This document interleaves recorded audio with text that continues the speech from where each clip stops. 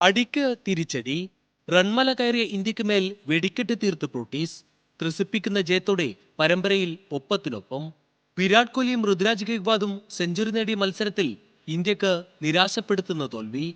Toss നഷ്ടപ്പെട്ട് ക്രീസിലെത്തിയ ഇന്ത്യക്ക് വിരാട് കോഹ്ലി ഒരിക്കൽ കൂടി രക്ഷകനായി. റാഞ്ചിയിൽ അവസാനിപ്പിച്ച വെടിക്കെട്ട് റായ്പൂരിലും കോഹ്ലി തുടർന്നു. കരിയറിലെ 84-ാം സെഞ്ചുറി കുറിച്ച സൂപ്പർ താരം ഏകദിനത്തിൽ നേട്ടം 53 ഉയർത്തി.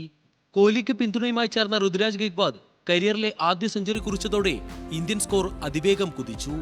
അവസാന ഓവറുകളിൽ ക്യാപ്റ്റൻ KL രാഹുലും ആഞ്ഞടിച്ചതോടെ ഇന്ത്യ 358. വിരാട് കോഹ്ലി 102, ഋതുരാജ് 105, രാഹുൽ 66.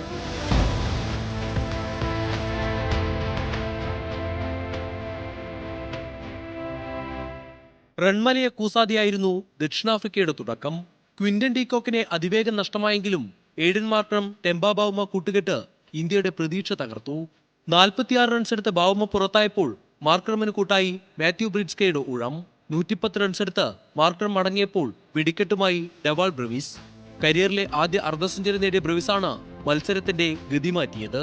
ബ്രെവിസും ബ്രിഡ്സ്കയും പുറത്തായപ്പോൾ ഇന്ത്യക്ക് ജയപ്രതീക്ഷ വന്നെങ്കിലും കോർബിൻ ബോഷ് അതും തല്ലിക്കെടുത്തി. കേശവ് മഹാരാജിനെ കൂട്ടുപിടിച്ച് കോർബിൻ ബോഷ് ടീമിനെ ജയത്തിലെത്തിച്ചു. 15 പന്തിൽ 29 റൺസാണ് അവസാന ഓവറുകളിൽ ബോഷ് നേടിയത്.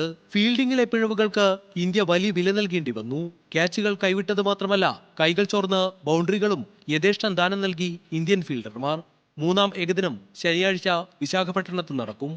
ജയിക്കുന്നവർക്ക് പരമ്പര സ്വന്തമാക്കാം. Sports desk, news Malayalam.